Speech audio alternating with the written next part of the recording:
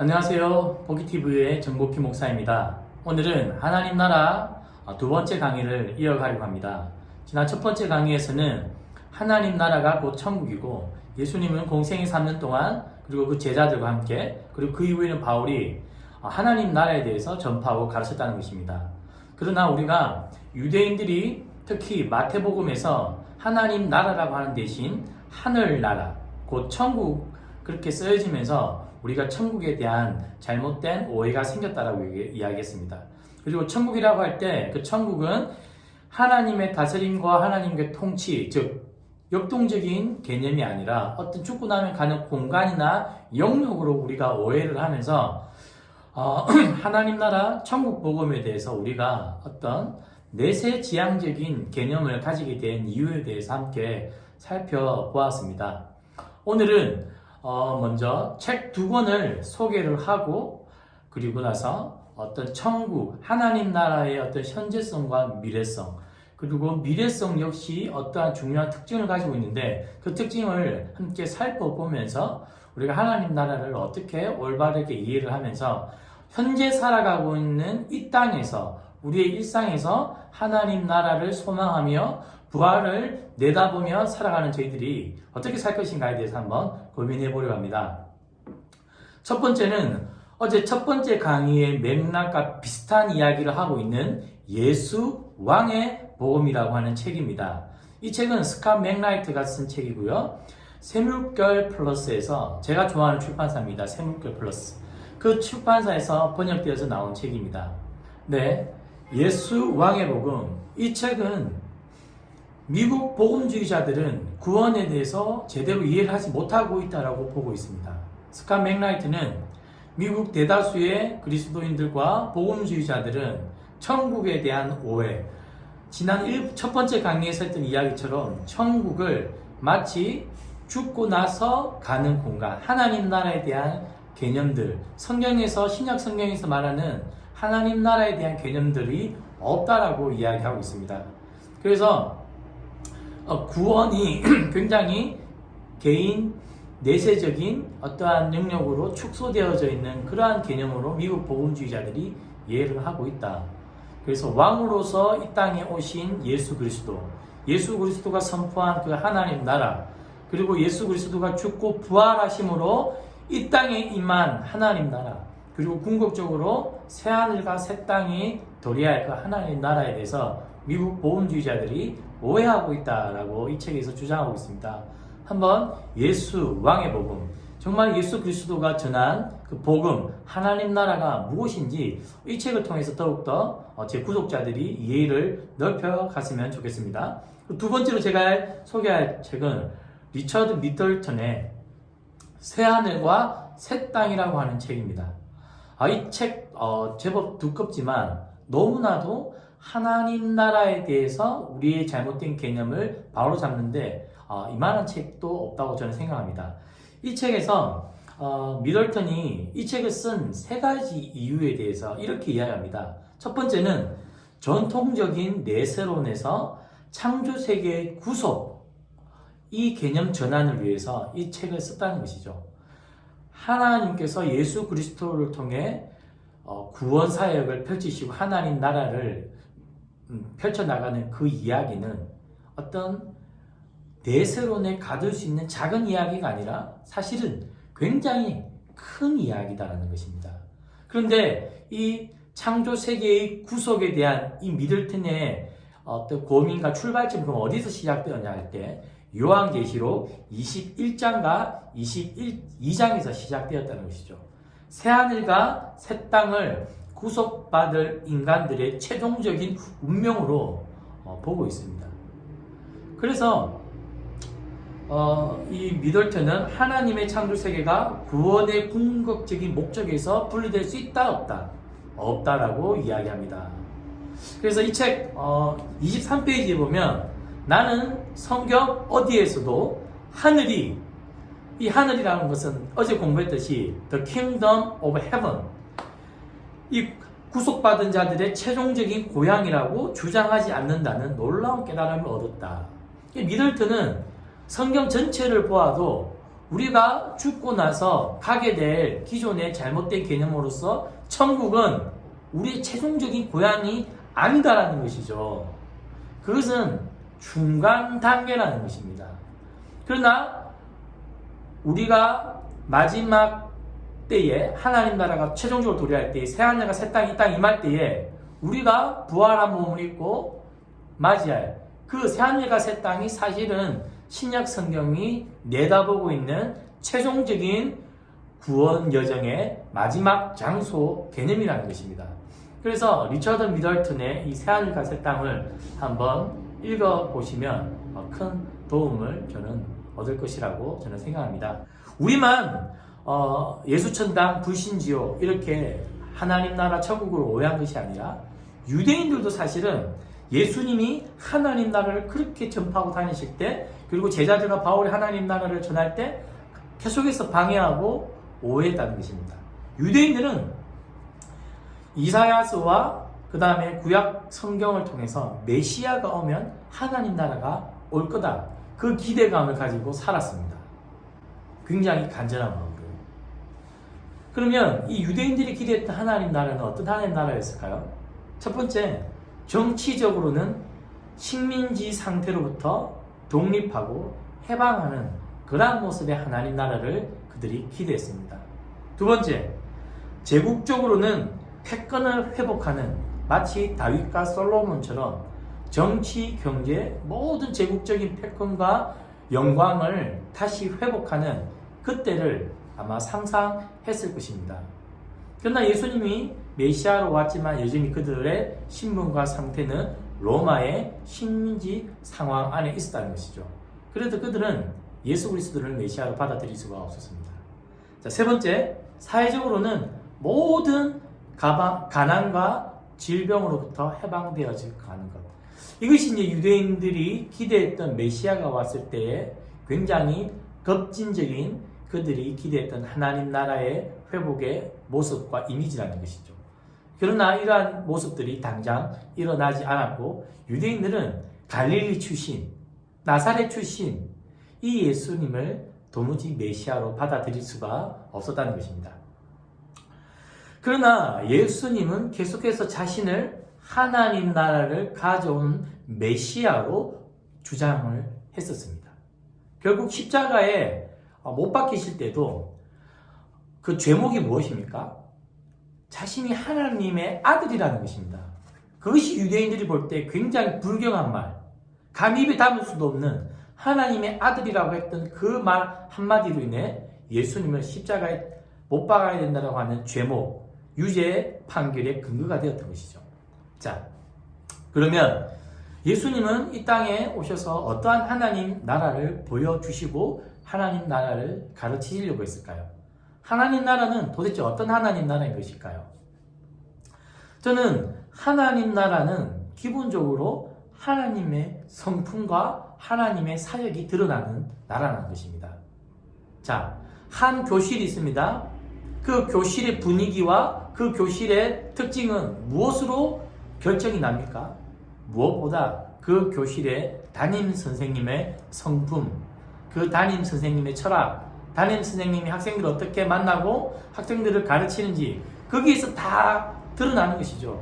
하나님 나라 역시 하나님의 성품과 하나님의 사역과 하나님이 어떤 분이신지에 따라 하나님 나라는 결정된다는 것입니다.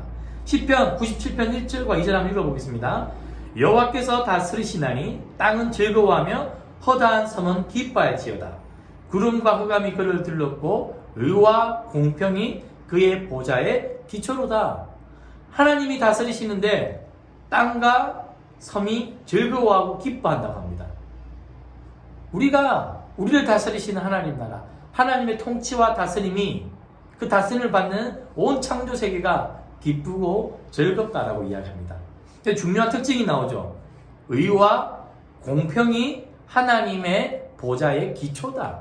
하나님의 의, 하나님의 공평, 이것이 바로 하나님 나라의 중요한 속성과 특징이라는 것이죠. 우리가 살아가는 나라는 어떻습니까? 의와 공평이 우리 일상 가운데 정치와 경제와 사회와 교육의 모든 면에서 이루어집니까? 사실 우리나라를 뉴스에서는 갑질공화국이다라고 합니다. 갑은 을은 병을.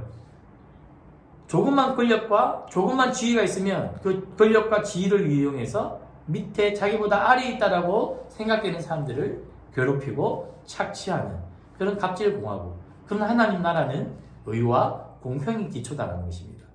그러한 하나님의 성품과 기초를 통해 하나님이 다스릴 때 오늘 본문은 섬과 허다한 사람들이 즐거워하고 기뻐한다. 저는 이 하나님이 다스리는 하나님 나라가 너무 좋은 나라라는 것이죠.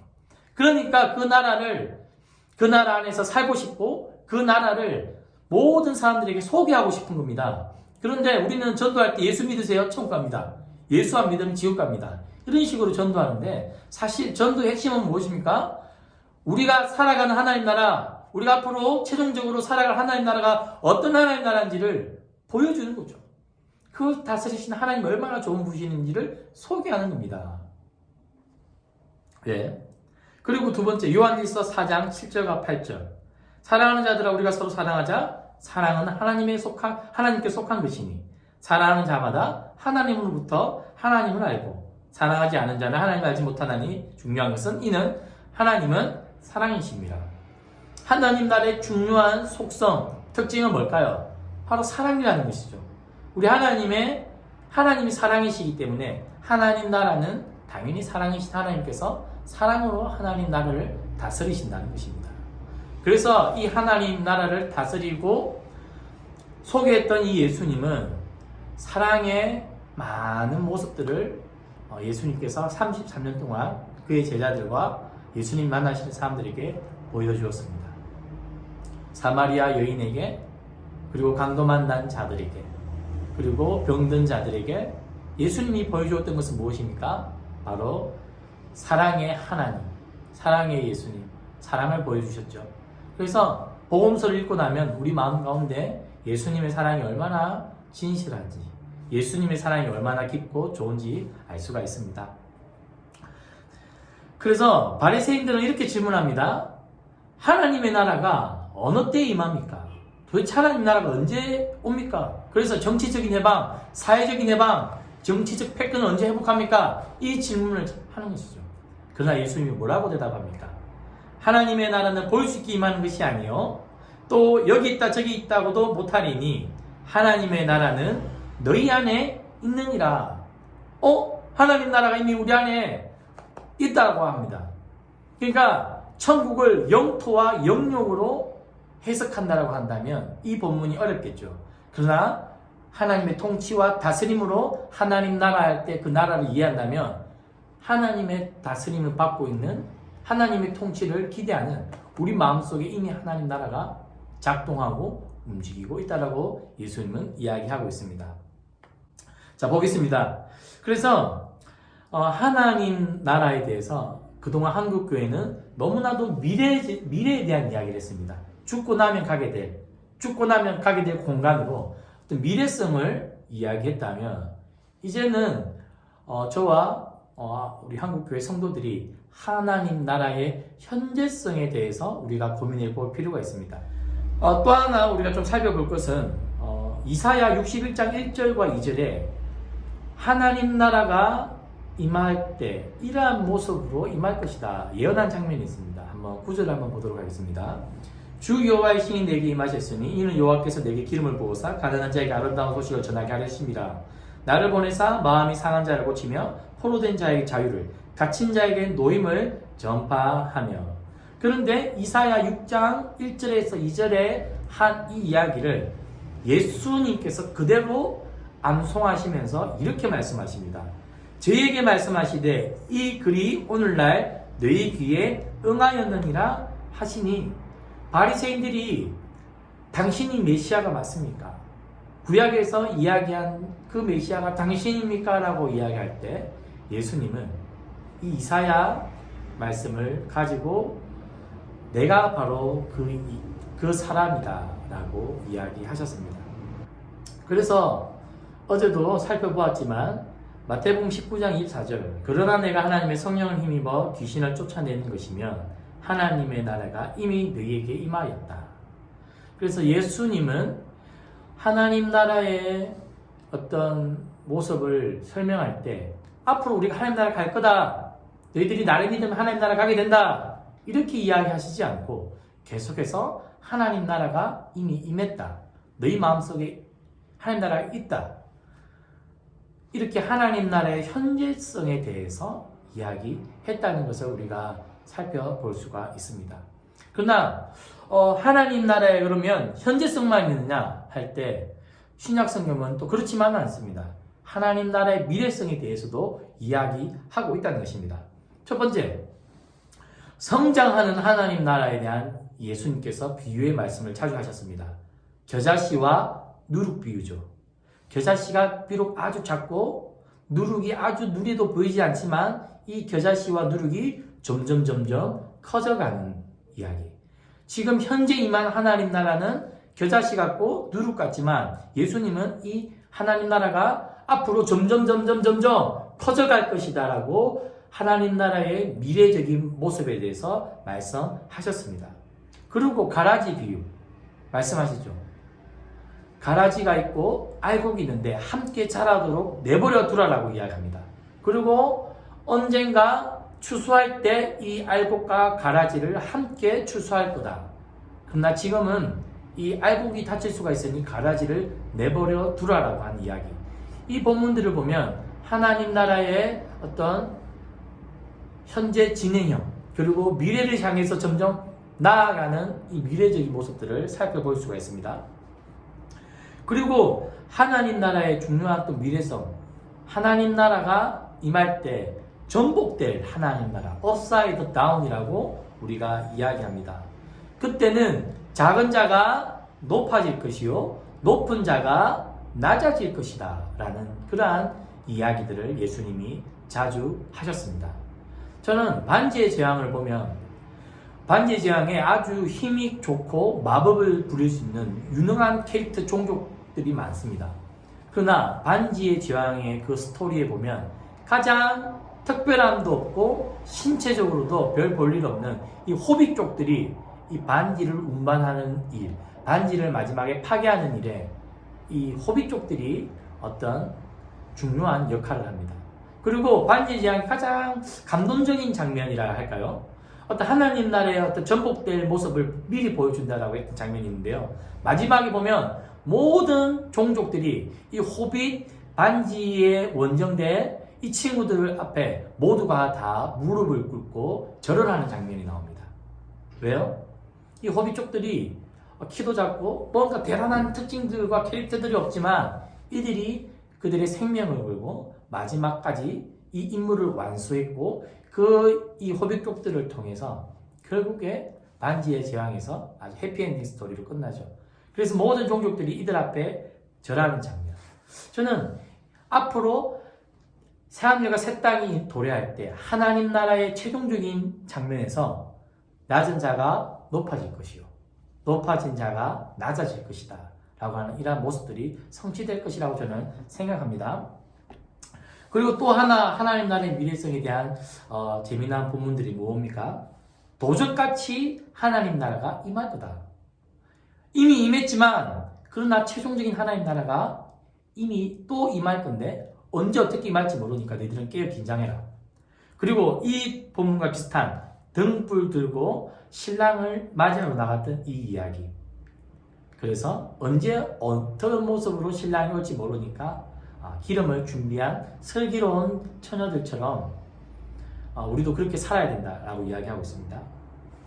그래서 하나님 나라의 미래성에 대한 이야기를 하면서 갑자기 임할 하나님 나라의 어떤 모습들이 있다는 것이죠. 그래서 이미 임한 하나님 나라를 우리가 살아가는 동안에 우리는 깨어서 긴장하는 가운데 앞으로 또 도래할 하나님 나라를 준비하고 맞이해야 한다는 것입니다.